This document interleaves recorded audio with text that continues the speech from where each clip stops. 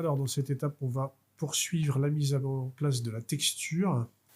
Alors, ce qu'on va faire là, ce qui va nous intéresser, c'est la mise en place d'une texture qui va permettre d'accentuer le relief, ou plutôt les creux d'ailleurs, de la citrouille.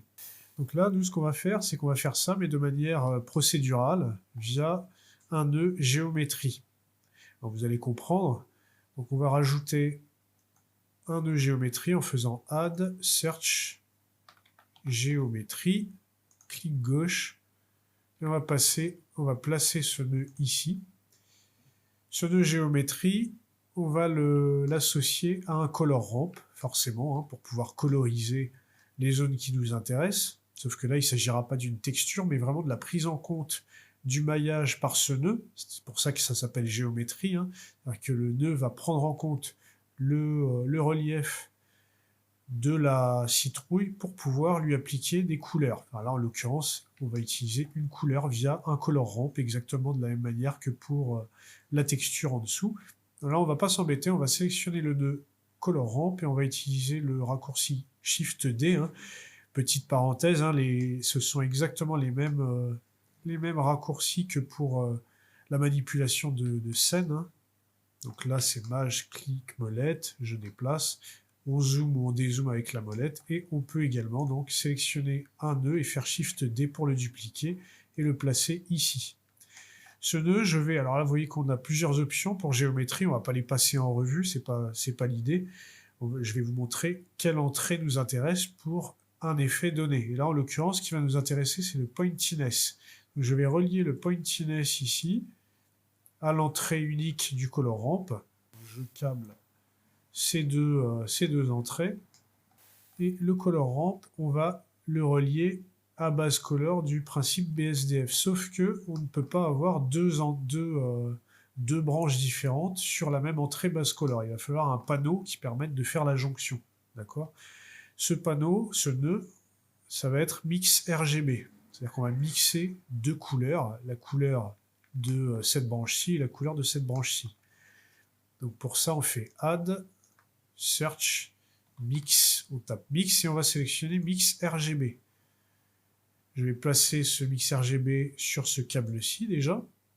On va passer cette couleur, la couleur du bas sur Color 2 et le Color Ramp qui se trouve en haut sur Color 1. Donc je vais rapprocher le Color Ramp qui se trouve ici et relier les deux entrées couleurs, enfin la sortie couleur color de cette branche-ci à color 1 de cette branche-ci.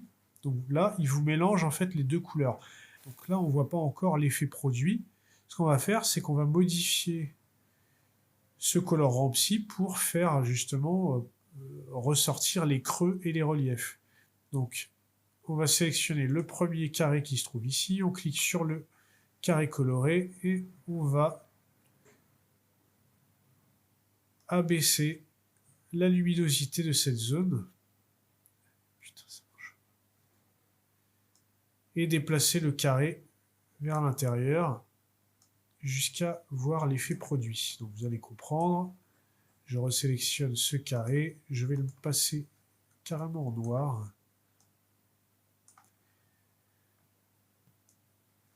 Et je vais déplacer ici les carrés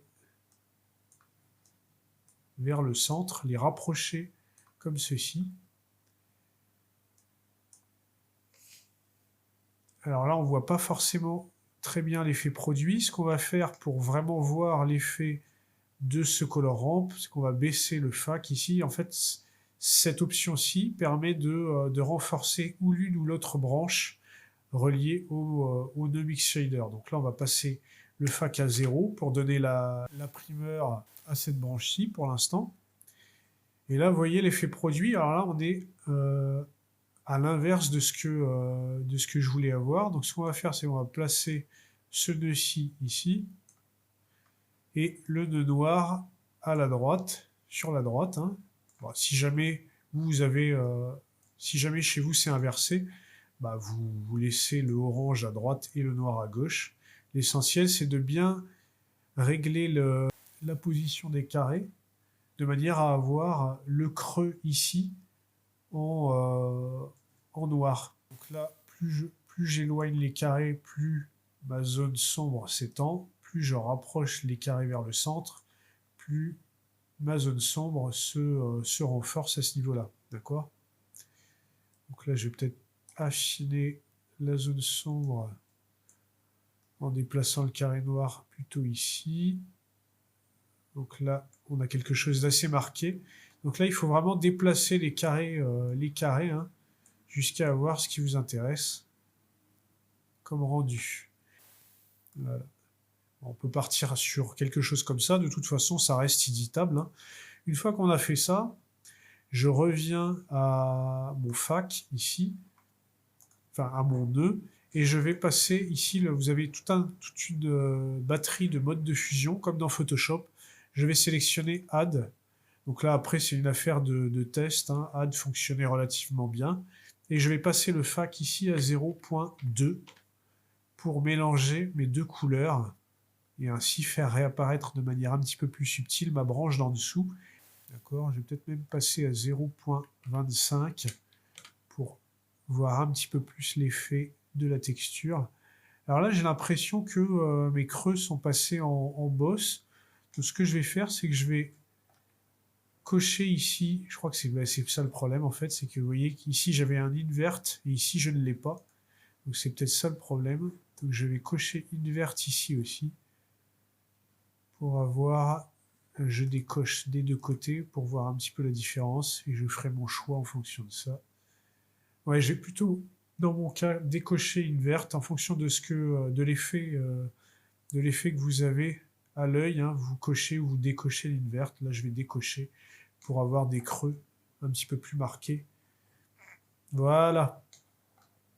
Voilà, donc on en a fini pour la citrouille, proprement dite.